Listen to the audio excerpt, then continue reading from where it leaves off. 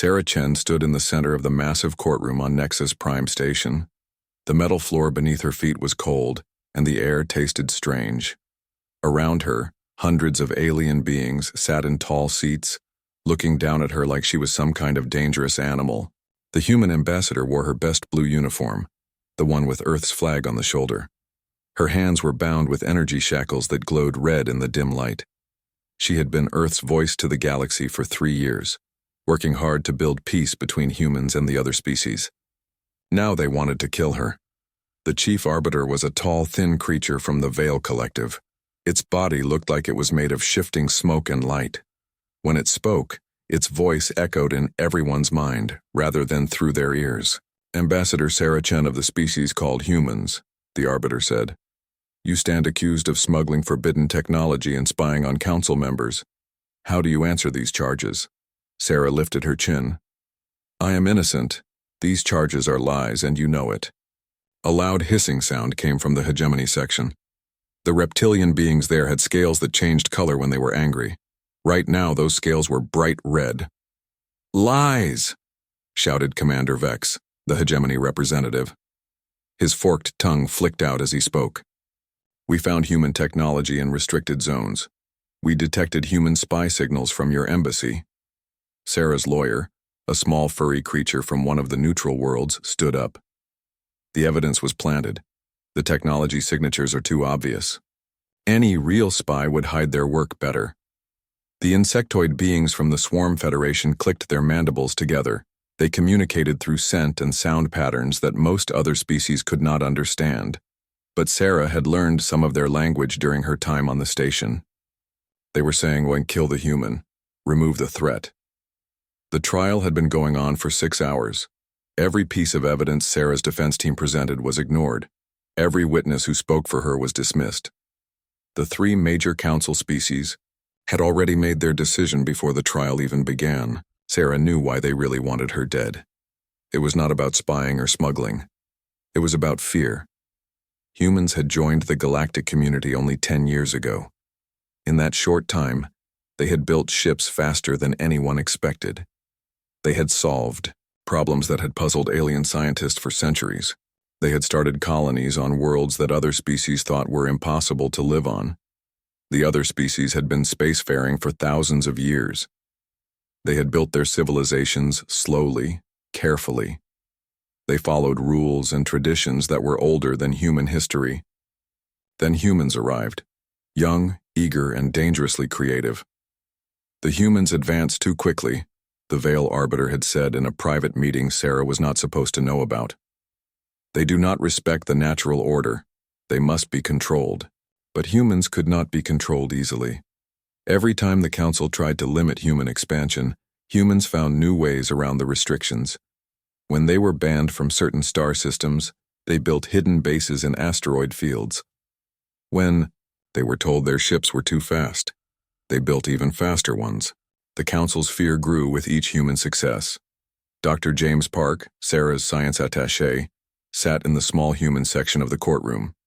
His face was pale with worry. Next to him sat Captain Maria Santos, the military liaison, and David Kim, the trade representative. They were the only other humans on the station. The 4 of them had worked together to build bridges between Earth and the galaxy. They had negotiated trade deals, shared scientific discoveries, and prevented 3 different conflicts from starting. Sarah was proud of what they had accomplished. Now it was all falling apart. "The evidence is clear," announced Swarm Queen Zix.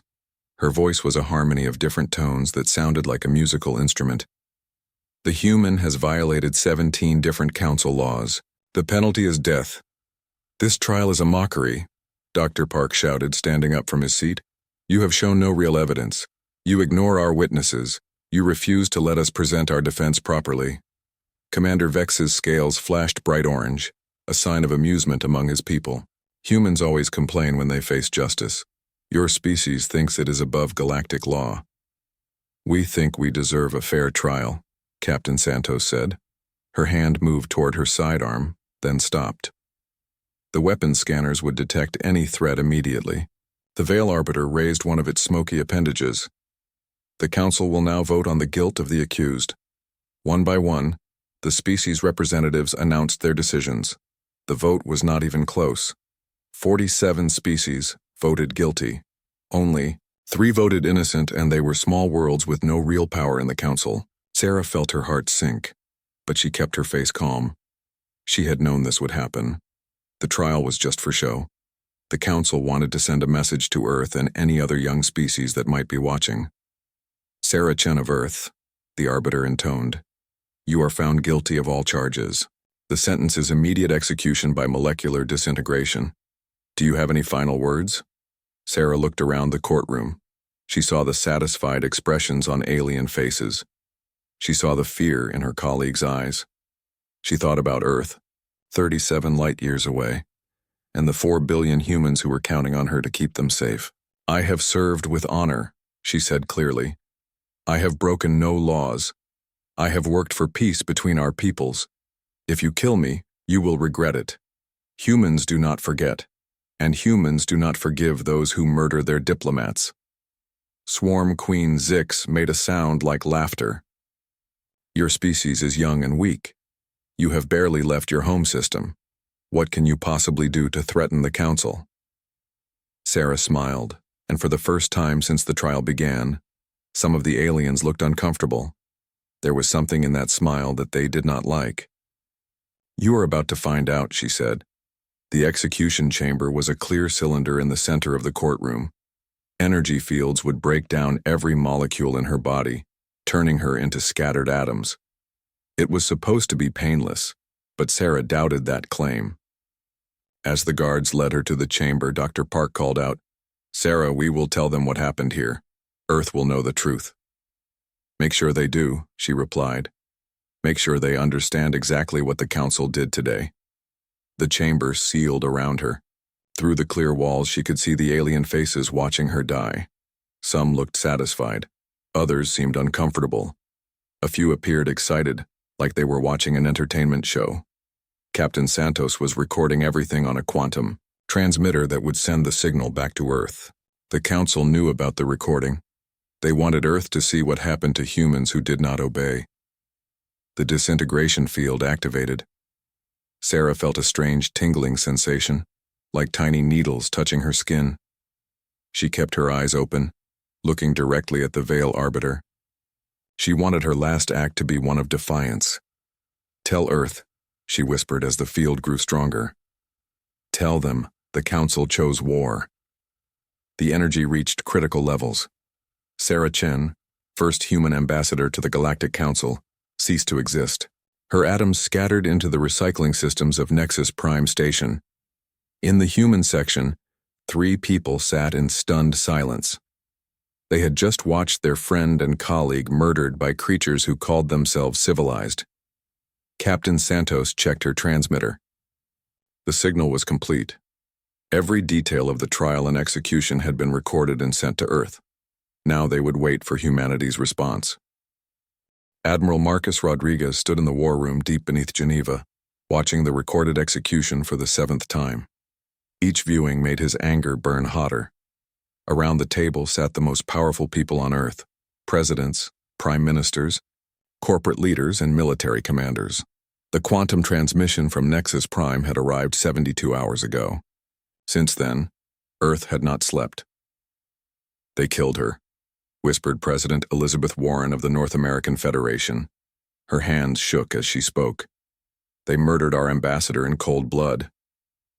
"It was not justice," said Chancellor Hans Müller of the European Alliance. "It was an execution designed to terrorize us into submission." The recording showed Sarah Chen's final moments in perfect detail.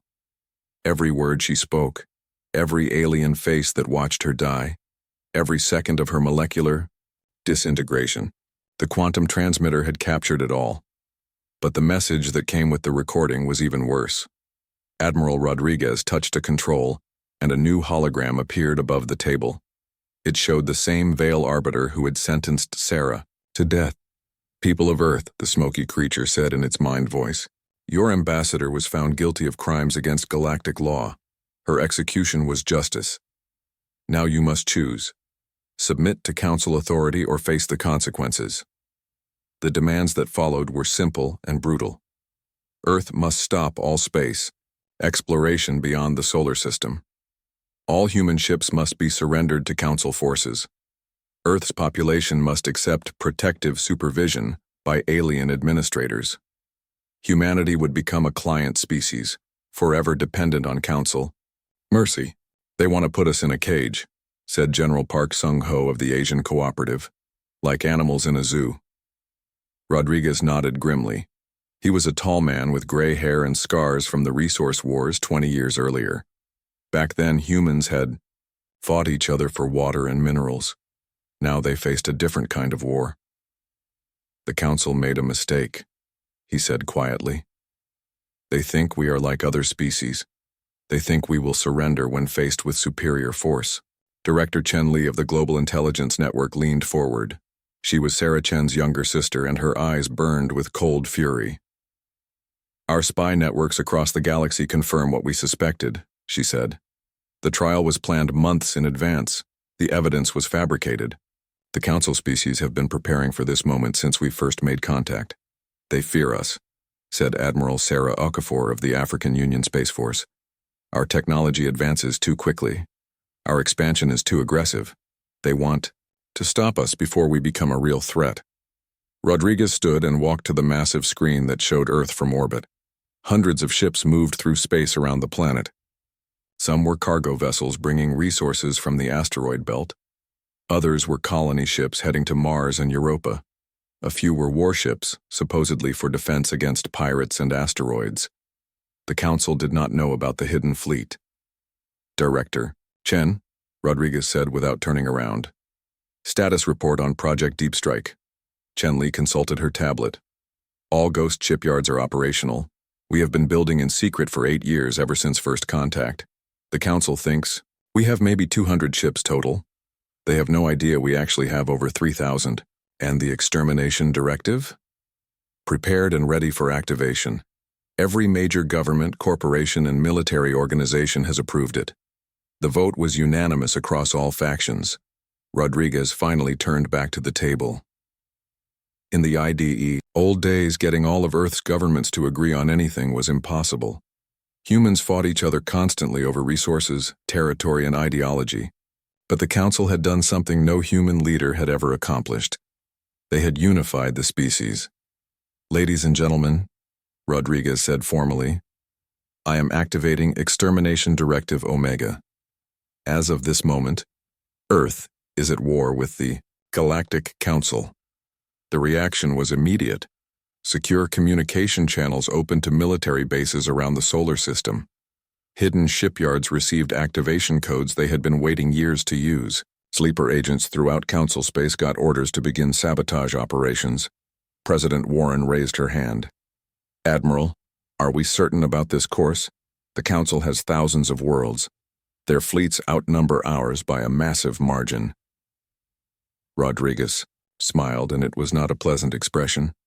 Madam President, the Council thinks in terms of traditional warfare. Fleet against fleet, world against world. They have been fighting the same way for thousands of years. And we will fight differently? We will fight like humans, Rodriguez replied. We will be unpredictable, ruthless, and absolutely unwilling to accept defeat. We will use every advantage our species has developed through millennia of warfare against ourselves.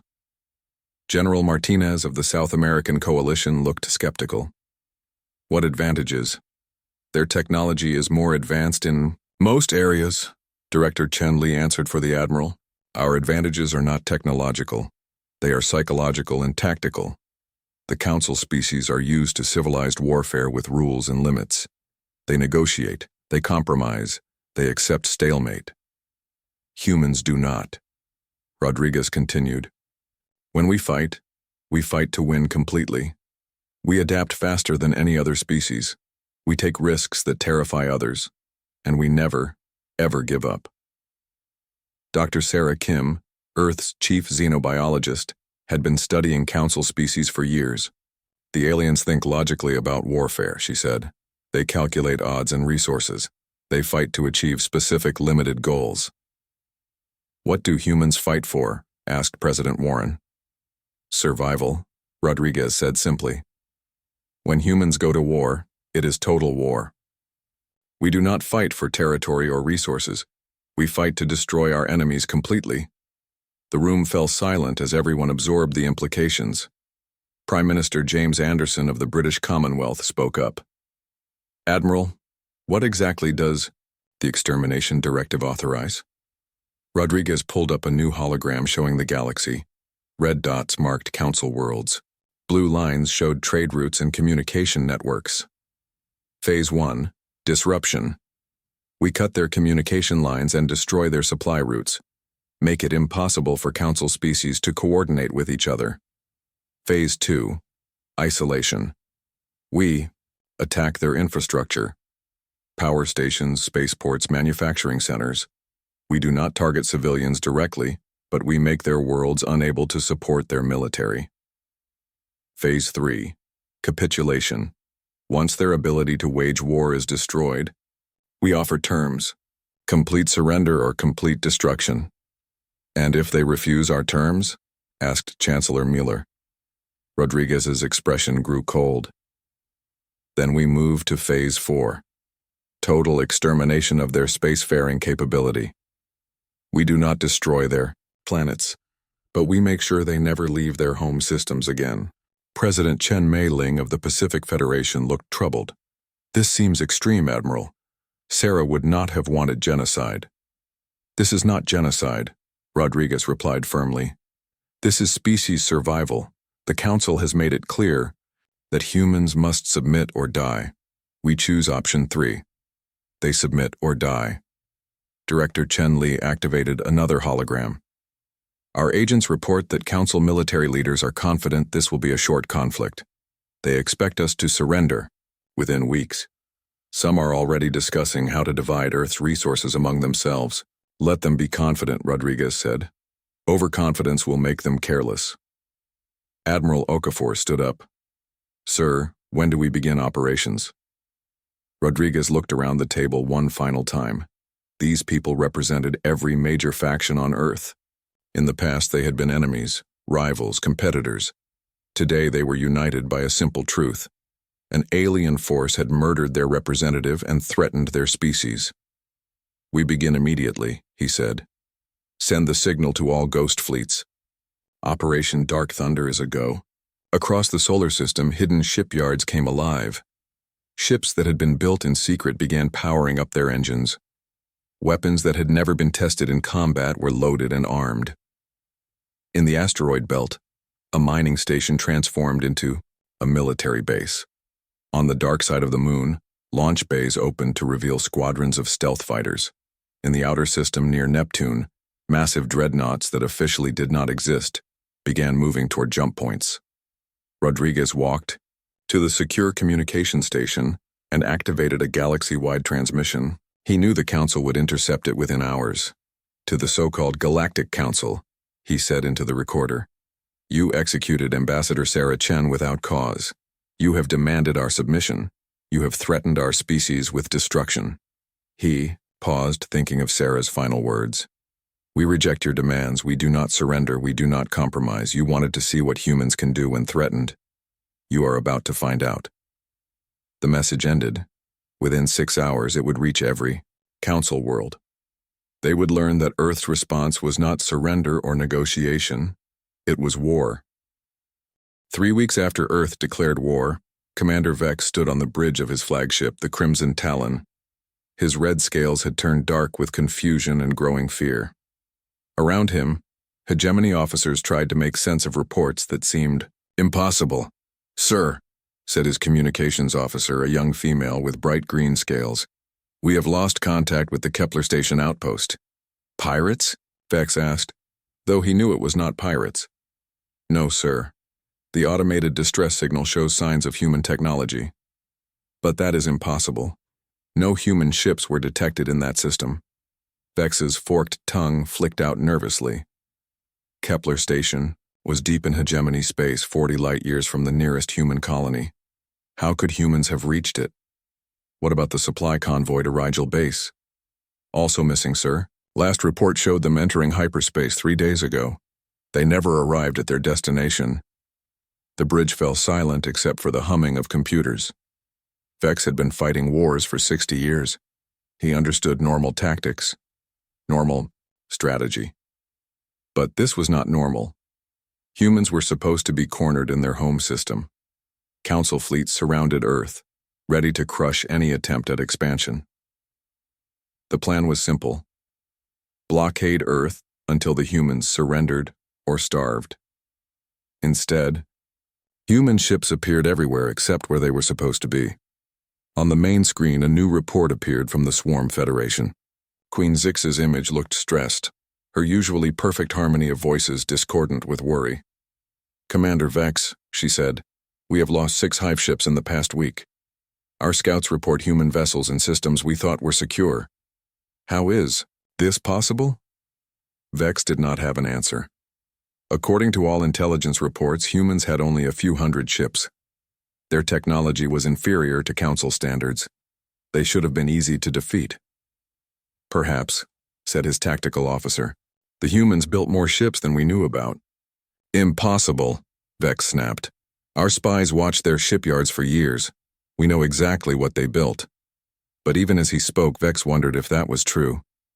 Humans were deceptive creatures. They lied easily and planned far ahead. Maybe they had hidden their true strength. A new alarm sounded. The sensor officer's scales went pale. "Sir, we are receiving a transmission from an unknown source. It is coming from inside our own ship." "That is impossible. Our security systems—" "The signal is broadcasting on all frequencies. Everyone in the fleet is receiving it." Vex's stomach turned cold. "Put it on screen." The image that appeared showed a human woman in a military uniform. She looked calm and professional, like she was giving a routine briefing. Behind her was the bridge of a ship that Vex did not recognize. "Greetings, Commander Vex," the woman said. "I am Captain Lisa Park of the Earth Defense Force. You may be wondering how I am speaking to you from inside your own communication system." Vex's claws scraped against his command chair. How did this human know his name? How was she inside their supposedly secure network? The answer is simple, Captain Park continued. For the past 8 years, every piece of technology you bought from human traders contained hidden programs. Every communication device, every computer system, every navigation unit. We have been watching you, learning your capabilities, mapping your weaknesses. The bridge crew stared at the screen in shock. Vex remembered the trade agreement signed years ago. Humans had been eager to sell them advanced computing equipment at very low prices. Everyone thought the humans were desperate for alien currency. They had been building spy networks. By now, Captain Park said, you have probably noticed that your supply lines are under attack. Your remote outposts are going dark. Your fleets are losing ships in systems you thought were safe. She smiled, and Vex felt his blood turn to ice. This is just the beginning. You executed our ambassador. You declared war on our species. Now, you will learn what human warfare really means. The transmission ended, but a new message appeared on every screen in the ship. It was text only, in perfect hegemony script. We are everywhere. We see everything. We are coming. Vex turned to his security chief. How did they do this? How did they penetrate our systems? Sir, I do not know. Our cybersecurity is the best in the galaxy. These intrusions should be impossible. Find out how they did it. Find out now. But even as he gave the order, Vex knew it was too late. If humans had been inside their systems for years, they knew everything. Ship positions, patrol routes, defense plans, communication codes. The hegemony's entire military had been compromised. Across the galaxy, similar scenes played out on ships belonging to the Veil Collective and Swarm Federation. Human messages appeared on screens throughout Council space. Always the same calm, professional tone. Always the same terrifying message. We are watching. We are coming. Admiral Rodriguez received the reports with satisfaction. Phase 1 was proceeding better than expected. Human cyber warfare specialists had spent years preparing for this moment.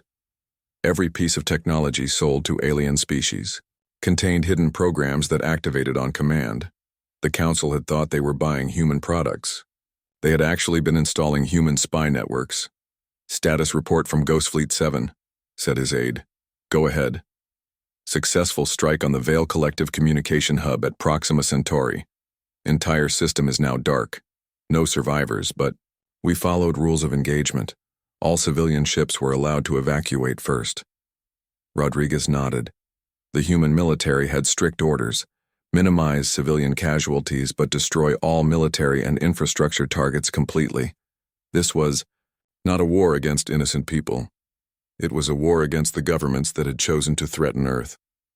Ghost Fleet 12 reports completion of their mission at the Swarm Logistics Center. 17 supply ships destroyed, base completely offline.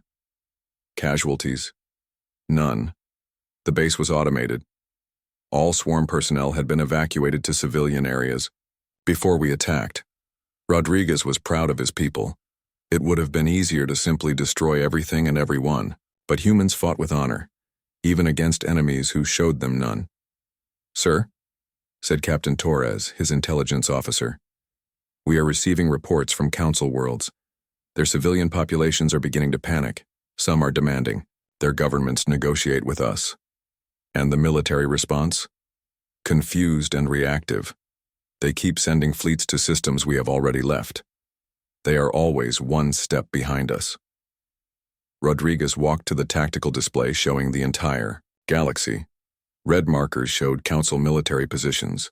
Blue markers showed human ghost fleets. The pattern was clear. Humans struck quickly and vanished before Council forces could respond. "They still do not understand," he said quietly. "They think this is a normal war between fleets and planets. They think we want to conquer territory." "What do we want, sir?" Rodriguez pointed to an image of Sarah Chen on the wall. Her official portrait showed her smiling, hopeful about the future of human-alien relations. "We want justice, and we want to make sure no one ever threatens humanity again." A new report came in from the Outer Rim. Ghost Fleet 3 had successfully destroyed a major hegemony shipyard. The installation had been building new warships to use against Earth. Now it was twisted metal floating in space. "Sir, should we prepare for Phase 2? Rodriguez checked the timeline.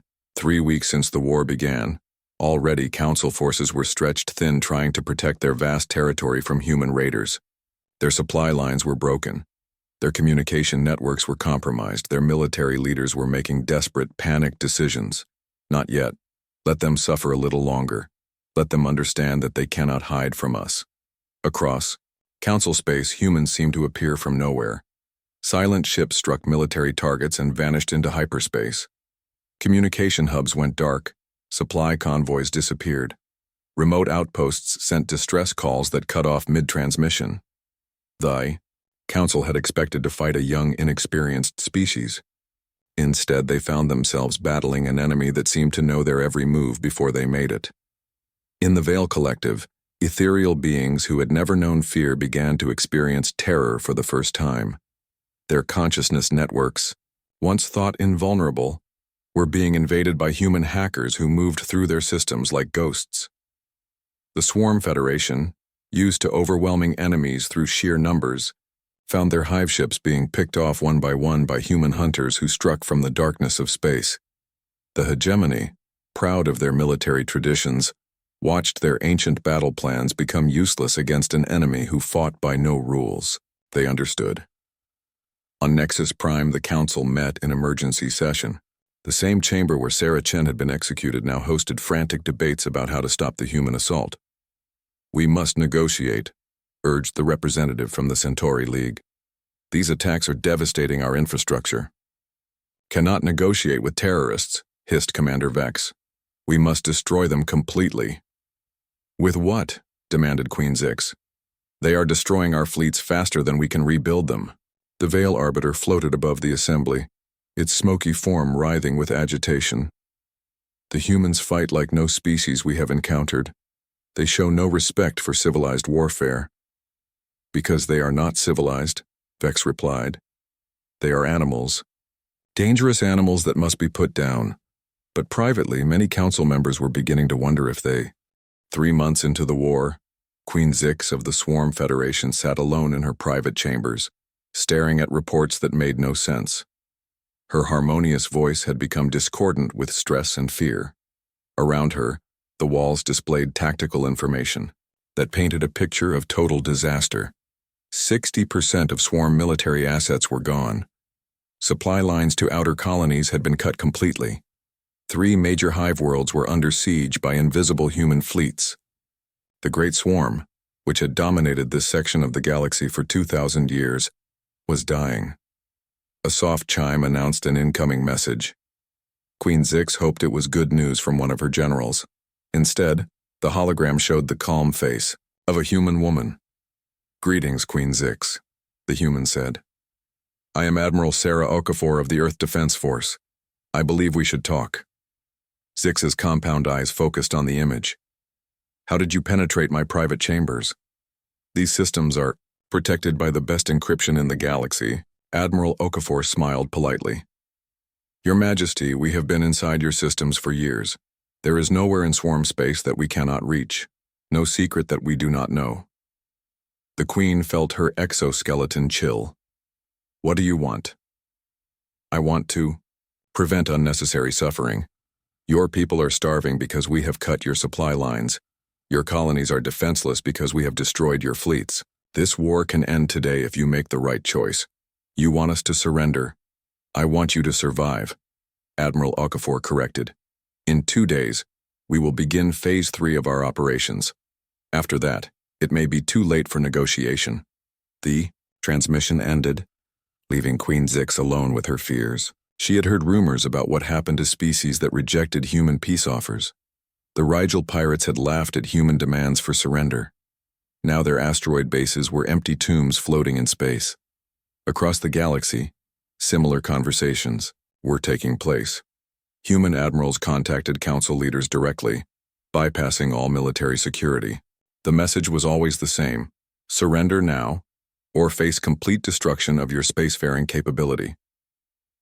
On the Hegemony capital ship, Commander Vex threw his tablet across the bridge after receiving Admiral Rodriguez's personal message. "Impossible. They cannot threaten the mighty Hegemony." But his confident words sounded hollow. The Hegemony had lost 2/3 of its fleet.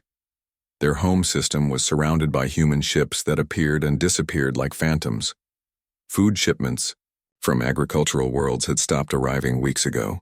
"Sir," said his tactical officer nervously, "perhaps we should consider their offer. Our people are suffering." Vex's scales flashed bright red with rage. "We do not negotiate with inferior species. We are the Hegemony. We have ruled this sector for millennia, and now we are losing to a species that achieved spaceflight only decades ago," the officer replied quietly. Vex struck him across the face with a clawed hand. "Defeatist, we will never surrender to humans." But even as he spoke, Vex knew the situation was hopeless. Human tactics were unlike anything in Hegemony military history. They did not try to hold territory. They did not fight honorable ship-to-ship battles. They simply appeared, destroyed something important, and vanished. The humans fought like they were hunting prey, not conducting a civilized war. In the ethereal realm of the Veil Collective, the situation was even worse. Human cyber warriors had invaded their consciousness networks, the very foundation of Veil society. Ancient beings who had existed as pure thought for thousands of years found their minds invaded by alien presences. The Veil Arbiter who had sentenced Sarah Chen to death now cowered in a secure facility, its smoky form trembling with fear. Human. Hackers had somehow entered its personal memories, leaving messages written in its own thoughts. "We remember Ambassador Chen," the messages said. "We remember what you did to her. We remember everything." Reports flooded in from across Council. Space. The human assault was total and merciless. Every military installation, every supply depot, every communication relay was being systematically destroyed. But always, civilian areas were left untouched. Evacuation warnings were sent before each attack. The humans were careful to avoid innocent casualties.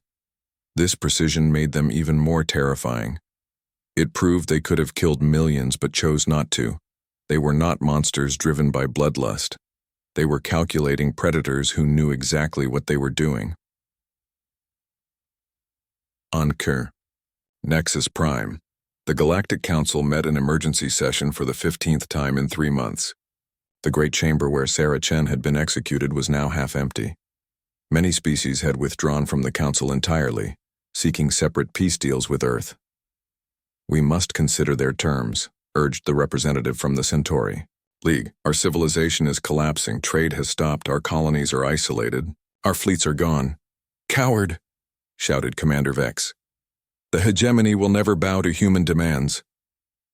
"Then the hegemony will die," said a new voice. Everyone turned to see who had spoken. In the center of the chamber stood a human woman in a blue, military uniform. She had somehow appeared in the most secure facility in the galaxy without triggering any alarms. "I am Admiral Marcus Rodriguez," she said calmly. "I represent the Earth government in this matter." The chamber erupted in chaos. Guards rushed toward the human woman only to find their weapons would not fire. Security systems remained silent. Emergency protocols failed to activate. "How?" whispered the Veil Arbiter. Rodriguez smiled. "We control every system on this station. We have controlled them for months. Your security exists only because we allow it." She walked slowly around the chamber, looking at each council member in turn. 3 months ago you executed our ambassador. You thought you were dealing with a weak young species that would submit to intimidation. You were wrong. Rodriguez stopped in front of Commander Vex. "Your fleets are destroyed, your supply lines are cut, your people are suffering. This can end today or it can get much worse." "What are your terms?" asked Queen Zix, her voice barely audible. "Simple. Complete withdrawal from all human systems. Formal apology for the murder of Ambassador Chen. Reparations to her family. And, most importantly, acceptance of the new galactic order." "What new order?" demanded the Veil Arbiter. Rodriguez activated a holographic display showing the galaxy. Large sections were now marked in blue. "Earth is establishing the Terran Accord. Any species that wishes to trade peacefully and respect human sovereignty will be welcomed. Any species that threatens humanity or its allies will be destroyed." She pointed to the red sections of the map. "These are restricted zones. Council military forces are banned from entering. Violation will result in immediate retaliation." "Commander." Vex's scales turned black with fury. "You cannot dictate terms to the Council. We have thousands of worlds, billions of citizens, ancient civilizations, and we have proven we can destroy all of it." Rodriguez replied calmly. "Your civilizations exist now only because we choose to let them exist." The Admiral touched a control on her wrist. "Let me show you what Phase 3 looks like." The holographic display changed to show a live feed from the Hegemony home system. Massive human dreadnoughts materialized around the capital world. Ships, so large they blotted out the sun. The vessels had appeared simultaneously in dozens of star systems across Council space. "These are our heavy assault fleets," Rodriguez explained. "Until now you have only faced our raiders and scouts. Our main battle groups have been waiting in hidden systems, preparing for this moment." The display showed similar scenes throughout the galaxy. Human battle fleets emerging from empty space surrounding Council worlds, blocking all escape routes. Ships that dwarfed anything the Council had ever built. "We have been building these fleets for 8 years, Rodriguez continued. "Every ghost, shipyard, every hidden base, every secret facility has been working toward this moment. You thought we had a few hundred ships. You were counting our civilian vessels." Queen Zix made a sound like breaking glass. "How many ships do you really have?" "Enough," Rodriguez said simply. "Enough to turn every Council world into an asteroid field if necessary." The chamber fell silent except for the humming of life support systems. Every Council member stared at the displays showing human fleets surrounding their home worlds. "You have 24 hours to decide," Rodriguez announced. "Accept our terms and live in peace under the Terran Accord. Reject them and watch your civilizations burn." She began walking toward the chamber exit, then stopped and turned back. "One more thing. The execution of Ambassador Chen was broadcast across the galaxy as a warning to humanity. Your surrender will also be broadcast as a warning to anyone else who might threaten us." Rodriguez paused in front of the execution chamber where Sarah Chen had died. She told you that humans do not forget and do not forgive those who murder. Our diplomats. Today you learned she was telling the truth. The Admiral vanished as suddenly as she had appeared, leaving the council members alone with their fears and their choices. Outside the station, human ships materialized in perfect formation. They had come not as raiders or scouts, but as conquerors, ready to claim their prize. The age of council dominance was over. The age of human supremacy had begun. 6 months after the war began, Admiral Marcus Rodriguez stood in the same chamber where Sarah Chen had been executed. The room looked different now. The council's imposing seats had been replaced with a simple conference table.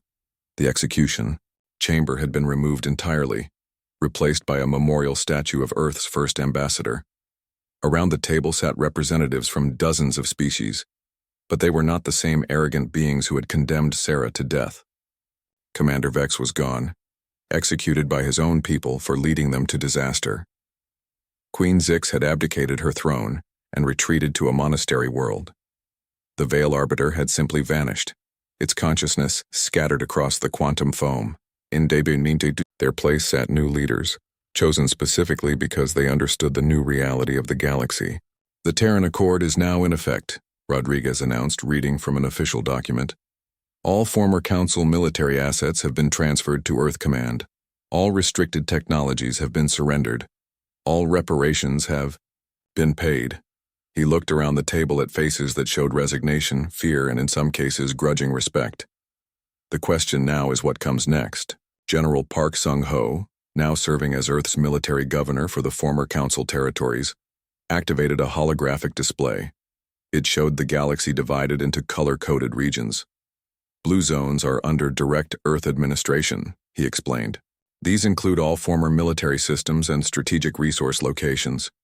Green zones are autonomous regions where local species maintain self-government under Earth oversight. Red zones are quarantine areas for species that have not yet proven their peaceful intentions. A new representative from the hegemony, a young female with nervous green scales, raised her hand. What about our homeworlds? Our people are struggling without access to interstellar trade. Rodriguez nodded sympathetically. That is why we are here. The war is over, but the peace must be built carefully. He stood and walked to the memorial statue of Sarah Chen. Ambassador Chen believed that different species could work together for mutual benefit.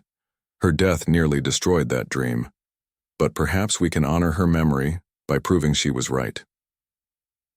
Dr. Lisa Park, Sarah's former colleague and now Earth's head of interspecies relations, took over the presentation. The Terran Accord offers 3 levels of membership. Full partners receive complete access to human technology and trade networks. They also receive protection under Earth's military umbrella. Associate members have limited trade access and some technological sharing. They maintain internal autonomy, but cannot possess military starships. Probationary members receive basic humanitarian aid and can earn higher status over time through demonstrated peaceful behavior. The swarm representative, speaking for Queen Zix's successor, clicked her mandibles nervously. What are the requirements for full partnership? Complete transparency in all government and military activities, Dr. Park replied. Permanent human observers in your major cities. Adoption of human-approved legal systems that protect individual rights. And most importantly, absolute commitment to peaceful relations with all Accord members. The representatives looked uncomfortable. These terms were harsh, but they were better than extinction. What about our cultural traditions? Asked the Centauri delegate. Our ways of life?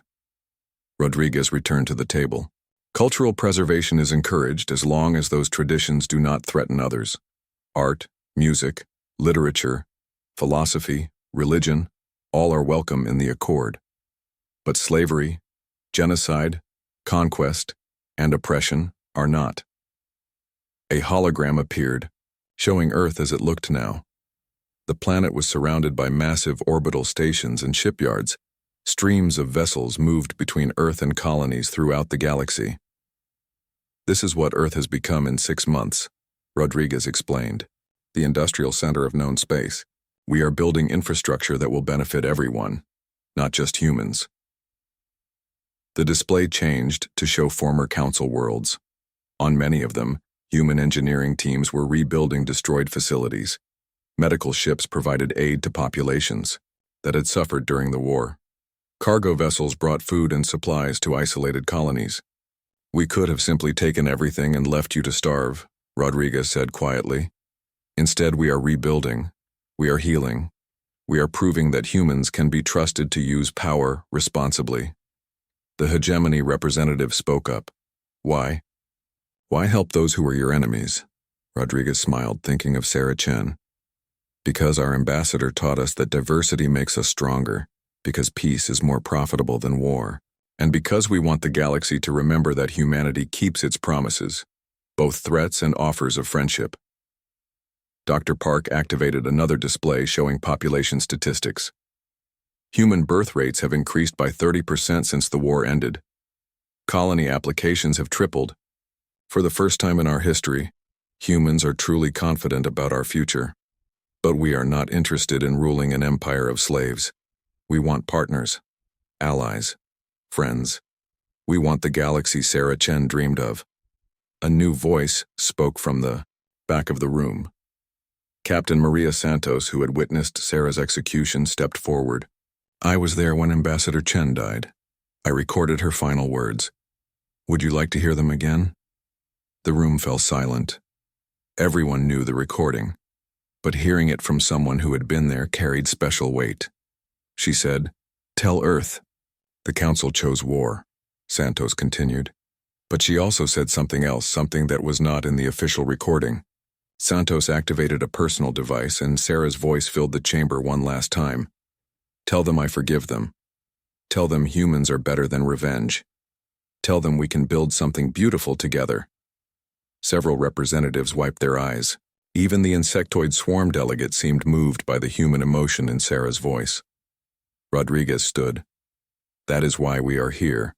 Not for revenge, but for the future Sarah Chen envisioned." Over the following hours, the representatives signed agreements that would reshape galactic civilization. The hegemony became the first full partner, their military traditions redirected toward peacekeeping and exploration. The reformed Swarm Federation chose associate membership, focusing on trade and cultural exchange. Dozens of smaller species requested immediate entry into the accord. The former Veil collective territories presented a special challenge. The ethereal beings had largely withdrawn from physical reality after their consciousness networks were compromised. Earth established a special administrative zone where they could rebuild their society under human protection. By the end of the day, 80% of known space had joined the Terran Accord in some form. The remaining 20% were isolated species that preferred independence or were still too dangerous for contact. As the delegates prepared to leave, Rodriguez made one final announcement. "In 1 year, we will hold the first Galactic Assembly on Earth. Every member species will send representatives to help write the permanent charter of the Terran Accord. This will not be a human empire, but a true partnership of equals. With one exception," he added firmly. "Humans will maintain final authority over all military decisions. We have learned that peace can only be preserved by those willing to fight for it." The delegates departed, returning to their worlds to begin the complex process of rebuilding their societies under human oversight. Many carried mixed feelings, relief that the war was over, uncertainty about the future, and grudging admiration for the species that had defeated them so completely. Rodriguez remained in the chamber long after everyone else had left. He stood before Sarah Chen's memorial, reading the inscription that had been carved in dozens of languages. Sarah Chen, ambassador, peacemaker, martyr. She died believing that different species could work together. We live to prove she was right. "Admiral," Sarah Okafor joined him. "Do you think it will work, this accord of ours?" Rodriguez considered the question carefully. "Ask me in 50 years. If we can raise a generation of humans and aliens who see each other as friends instead of threats, then yes. If not, we maintain our military superiority and keep the peace through strength," Okafor finished. "Exactly." Sarah trusted in the better nature of sentient beings. But she also knew that trust must be backed by the ability to defend itself. They stood in comfortable silence, looking out at the stars, through the chamber's viewport. Hundreds of ships moved through space around Nexus Prime, but now they carried the blue and white flag of the Terran Accord instead of the varied banners of the old Council. The galaxy is ours now, Rodriguez said quietly. The question is what we do with it. Outside, human patrol ships maintained order while alien freighters carried goods between worlds that had been enemies 6 months ago. Human scientists worked alongside alien researchers to unlock the secrets of the universe. Human diplomats negotiated trade agreements that would benefit species across known space. But in hidden shipyards throughout the galaxy, human warships continued their silent construction. Because the greatest lesson of the war was not that humans were merciful, it was that they were absolutely, utterly, and permanently victorious when united. The age of human dominance had begun, built on the ashes of those who had dared to execute Earth's ambassador. Sarah Chen was dead, but her dream of galactic cooperation lived on, protected forever by the species.